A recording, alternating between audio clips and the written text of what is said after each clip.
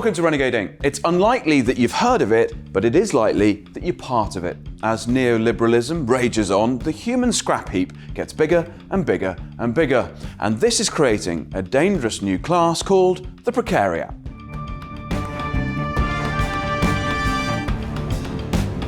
Guy Standing, welcome to Renegade Inc. It's always a pleasure to have you on the programme.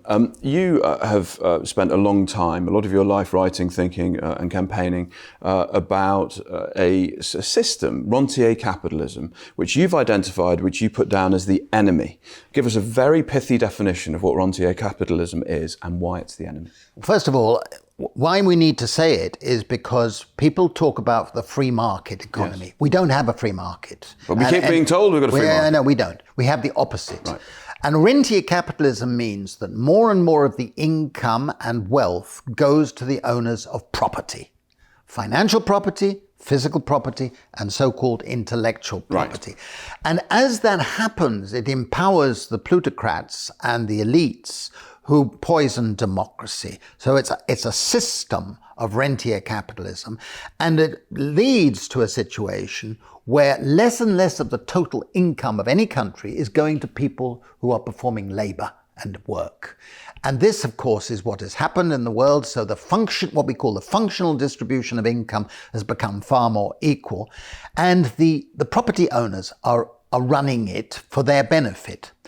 And it's getting worse and worse. What's the logical progression if we don't change this system? The logical progression is that millions and millions of people are going to be plunged into the precariat and be suffering a lifestyle of diminishing incomes, increasing insecurity, greater social illnesses, and in the end be subject to what I've called the panopticon state, the panopticon state. What are they?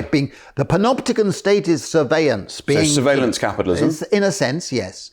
And panopticon, it basically banned from being in the mainstream of society. So exclusion? Exclusion. And we're seeing that through something like universal credit, which is an exclusionary device, which is sanctioning people and denying them for trivial things. And we don't even know if they've done those things because there's no legal process involved. So we have a system of rentier capitalism, which is leading to a political poisoning. And we've got it in this country and many other countries. The precariat it's important to understand what it is, okay? The precariat, many commentators, my book on the precariat, which was first published in 2011, a lot of commentators have said he's just talking about insecure jobs. That's not true, okay?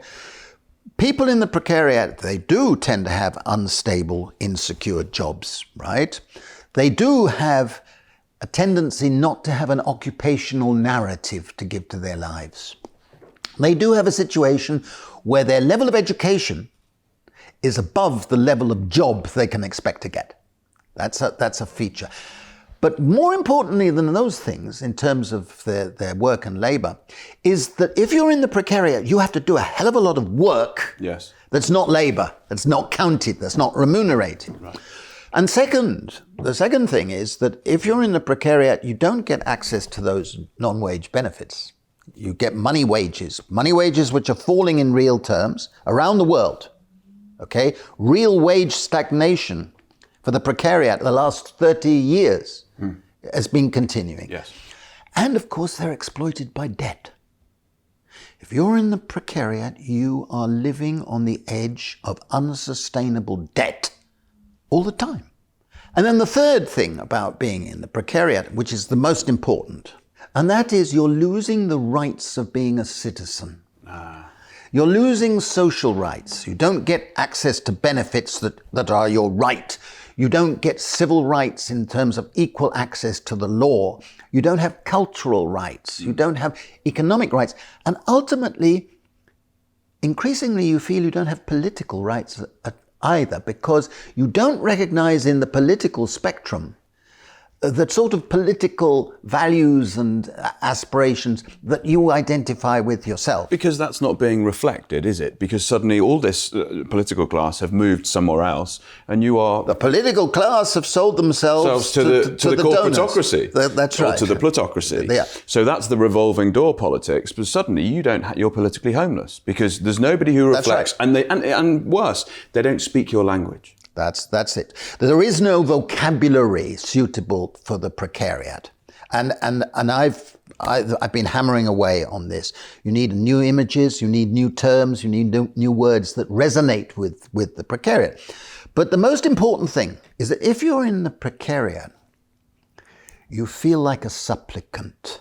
And being a supplicant, you feel you have to rely on discretionary decisions by people in positions of authority or power over you, whether they be an employer, a landlord, a bureaucrat, even parents. Okay, you feel you have to ask for favors all the time.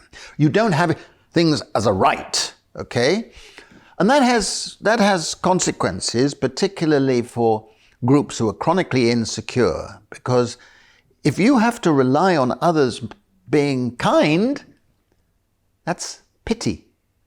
And pity, as David Hume taught us several centuries ago, is akin to contempt.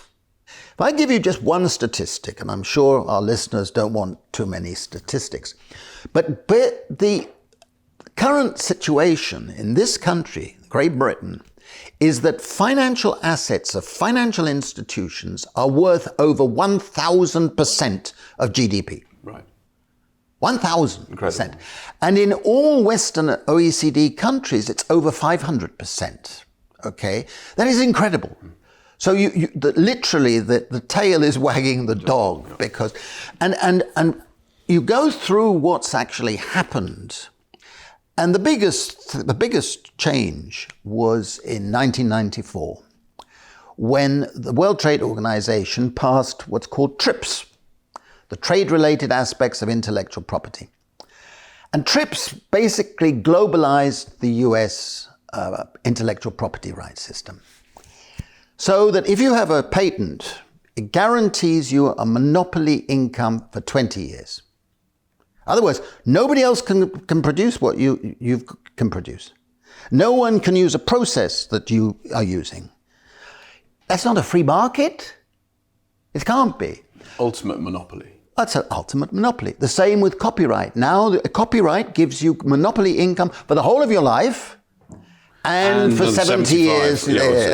And they're trying to extend that. And of course, with COVID. Vaccines, they're trying to extend all of them. And then you go further and you find out that most of the patents are the result of publicly funded research.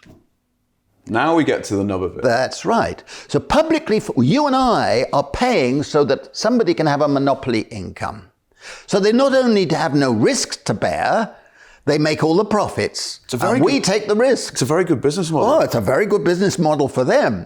But of course, that is happening. Now, the second thing that's happened is that public social spending has changed, so that if you look at it in detail, you find that the subsidy state has grown relative to the welfare state. What that means is that more and more governments are giving huge subsidies in tax relief, various forms of subsidies, to the elite and the plutocrats and plutocratic corporations, and less is going to benefits and public services. And these subsidies are enormous percentage of national income. I did calculations that in this country, there are 1,190 forms of tax relief. 1,190. And the Treasury, that's the Treasury's own figures, not mine. It comes from the Treasury, the spreadsheet I've got. The Treasury cannot tell you the total value of the revenue foregone, but they can for the top 209. And that comes to, per year, 430 billion pounds of revenue foregone because you're giving these subsidies to these rich corporations and rich individuals, landlords. Why did they stop calculating at 209? I suspect they might not like the answers, but I think that's a question you should ask the Treasury. Very deftly put. Yes. and of course, the thing is that the subsidy state, and it existed in every country. Yes. Okay? It's become much worse. And it's part of what I've called neo-mercantilism. What does that mean? That means that in globalization terms, we have a return to our national champions. Yes. We must support Yes. our companies against their companies. And this goes all the way through the system. That basically you give subsidies and tax breaks and the rest of it to your national champions because they must be better competitive than the Chinese or the Americans or whatever. And the Americans, the Chinese do it the same thing. And I've just finished a book on the blue commons, what's happening in the sea. And rentier capitalism is doing very well in the sea. Right. And of course, the fishing fleets, the long distance fishing fleets, are all getting huge fuel subsidies so that they can go further and further to catch fish. And they want to become more competitive than other countries that have got similar systems. So this is part. And then you get another part of rentier capitalism is the role of debt. Now, debt used to be something that was a marginal process. You went into debt if you needed this or that, the other. But if you've got a financialized system where finance is the dominant force, how do they make their money? Well, quite, because what you need to do is bring the future forward. Absolutely. Because you need earnings and dividends and all the rest of it. They thrive. So you take on vast amounts of debt and make it look as though things are absolutely... Yeah. So we have a situation. That's why when the pandemic, COVID, hit last year, I wrote a piece in El País, the Spanish newspaper, saying this will be worse than the Spanish flu because at the time of the Spanish, in terms of economics, not in death rate, we hope, but in terms of economics, because at the time of the Spanish flu in 1918, globally corporate debt was hardly anything. Nominal. The public debt was pretty small and private debt was minimal, right? At the time of when COVID struck, corporate debt was over 80% of global income, and private household debt, in this country huge, and in the United States huge, and many other countries huge, was much, much higher than in the time of 1918. What does that mean? It means that if there's a slight downturn in economic growth, then people tumble into homelessness, tumble into all sorts of crises, and the government has to step in somehow. Otherwise, you have a global depression, right? So that the system is more fragile.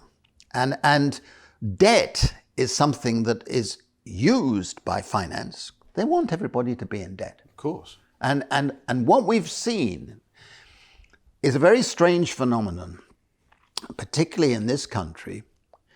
If you look at rising national income and you look at rising earnings, a gap has opened up. Right.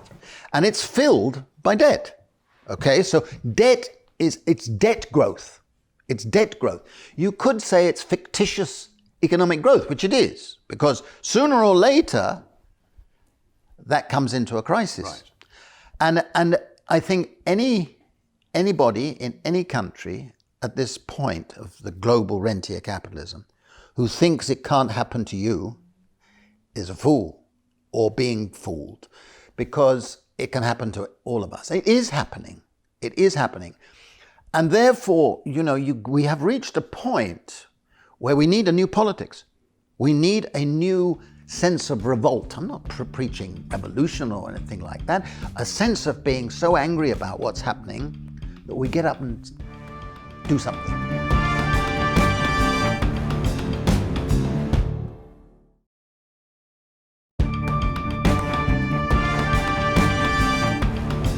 Guy Standing, welcome back to Renegade Inc. It's always a pleasure to have you. A couple of books. You're a busy man. I feel for your keyboard. First, the Precariat, the new dangerous class. This is the special COVID-19 edition. Pitch it to us and tell us why you revised it. It was first produced in 2011, and much has happened since then. The prediction or fear that there would be a political monster has been realized. Mr. It Trump? happened in 2016, and I was inundated with people. But now we're in a new, very sensitive phase, and the COVID pandemic has accelerated the growth of rentier capitalism and the growth of the precariat. And I felt that it was necessary to spell out what has happened since 2011 and where we are politically. And that book is really saying that we are in a very dangerous existential crisis that's both ecological and social and political. We can either see a lurch to a neo-fascist populism, which we have seen in many ways, yes, or a new politics of paradise. And that's what the book is about. Perfect. The Precariat, the New Dangerous Class by Guy Standing, and it's a special COVID-19 edition. The other book that you've revised is The Corruption of Capitalism. And this really takes to task and hammers the rentier capitalism, and you really name your enemy. 20-second pitch. Basically, I've updated this with all new statistics and the trends of financialization and the debt and the fragility of the system. And that, I think, is where we are today. We are in an era of pandemics, an era of shocks, and an era of chronic uncertainty. And that's due to the rentier capitalism. Perfect. So Corruption of Capitalism and The Precariat, we recommend them both. They're our books of the week. Before we go on and start talking about solutions, just give me a very pithy definition of a precariat. What is a precariat through your lens when we think about it in rentier capitalism terms? In rentier capitalism terms, the precariat is the class that is most exploited. Right. That's an overused word, but exploited in terms of having their living standards declining steadily, increasing uncertainty and volatility, living in chronic debt, feeling that they're not going anywhere. They're bits and pieces lives they have in front of them, and being supplicants, the point I've made. And I think that this combination of circumstances is what defines the situation of being in the precariat. But I want to emphasize one thing which I probably don't emphasize enough, but which is in the book, which is they're not just victims. Right. They're not just victims. It is wrong to think that everybody in the precariat has just got a life of despair and the rest of it. What are you saying? What I'm saying is that something that Aristotle taught us rather a long time ago, that insecurity makes us free. And what he meant was that in actual fact, if you were cushioned by too extensive a system, then you don't feel liberated. You don't liberate yourself. Right. And there's an emancipatory character in the precariat. They do not want to return to the old normal. They do not want what I call laborism. Yes. And that's the problem with the Social Democrat and Labour parties at the moment. They're fighting the old war. Yeah, they're fighting the old war with the old terminology, and they want to return to everybody being in full-time jobs. and basically, the precariat want to work, yeah. They want to work on their enthusiasm, so they want to work on preserving the commons, the environment, their voluntary work. But they're stopped from doing that. They can't, because they're strapped by an economic system and a political system which imprisons them and makes them into victims, right? So what brings us neatly into, it's as if you've thought about this before, the new language of politics. That's because right. What we're not seeing are political leaders or members of parliament in any of the countries really reflecting what that class of people Correct. really want to hear. And a lot of it is down to the language. It's down to the language. It's also down to this point I made earlier, which is that you've got to correctly identify your enemy. And the enemy is rentier capitalism. Not a free market. We don't have a free market. And if you identify rentier capitalism and you see how the different forms of property are basically exploited and it's unfair and they don't correspond to any sense of justice, then you can start having a proper language and a proper set of images where the people in the precariat say, yeah, you did right, Then you start mobilizing and getting this sense of unity, a class for itself. And I think we are at a critical point right now. I've been arguing for the whole of my adult life that we need to move to a new income distribution system. We need people to do labor, we need people to work, we need people to produce. Don't be silly about it. But at the same time, we need to make sure that every individual in society has basic security, basic income security. And that's why I support everybody having a basic income. Each individual, a man, a woman, with a child, lower amount, but paid to the mother or the surrogate mother, and without conditions, without means testing, without targeting. Everybody gets it. If you want to tax it back from the wealthy, you can tax it back. And I've had the enormous privilege, and it is a privilege, of being able to put into the reality what I've been advocating for 30 years. We've built up an international network. It's called BIEN, the Basic Income Earth Network. We have thousands of members. Anybody can join. It's free, help with the campaigning. But we've also had the opportunity, in my case, to do pilots, to actually test what happens. So it isn't just the theory. Exactly. Which to put it into practice. And I've incredibly been able to test it with others, working with others, in countries in 4 continents. That doesn't happen. It's incredible. The biggest one we've done is in India. Right.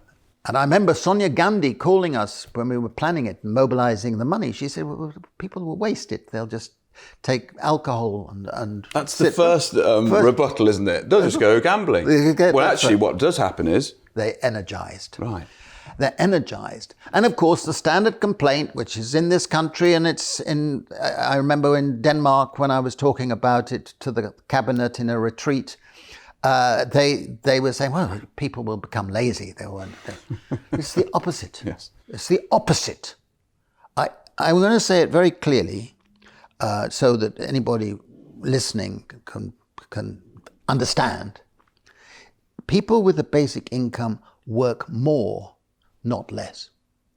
Now, in case you didn't understand it, I will repeat it. People with a basic income work more, not less. Here we go. Ready for the right-wing libertarian nut job question. Go on. But Guy, how are we going to afford it? Exactly. We have just been through a pandemic year and a half. If you remember, not so long ago, we had a global financial crisis. I remember. Yes, 2008. Yeah. In the financial crisis of that period, the central banks and governments poured out hundreds of billions of euros, pounds, dollars for the financial markets, the rentiers. Guess what those financiers did?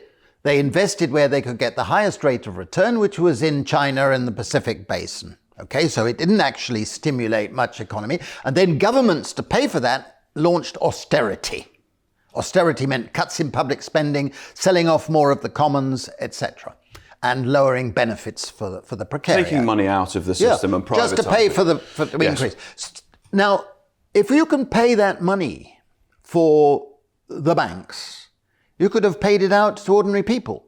We did a calculation that at that time, you could have paid every individual in Britain £50 a week with the same amount of money that they spent. Amazing that we're arguing over 20 quid now, isn't it? That's right. That's right. And that's for the universal But no, credit. in this case, this time with the pandemic slump, they poured huge amounts of money into job furlough schemes, which are the most regressive social policy you can imagine. Absolutely. Because you're giving a person in the salariat a much higher amount per week than you're giving to somebody in the precariat, because it's 80% of their salary. Now, You could have used it, but that's not what I would say is the long-term solution, okay?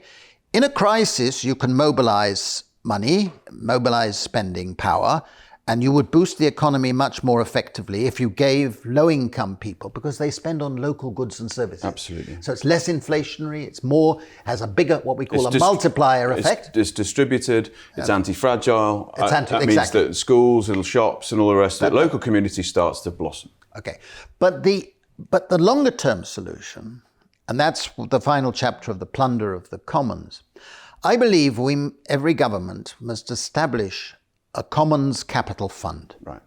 The point is that the fund can be built up from levies on people who are making money from our commons. Leave us on an optimistic note of what we can do, because often people look at it and think, I'm too busy, what we can do to begin the renewal process and, most importantly, universal basic income, but also reclaiming our natural right, which is the commons. I think every one of us, you and me included, have to participate in renewing our democracy. We have to join and belong to organizations that are championing the interests in which we believe. I believe that we now have momentum towards having a basic income.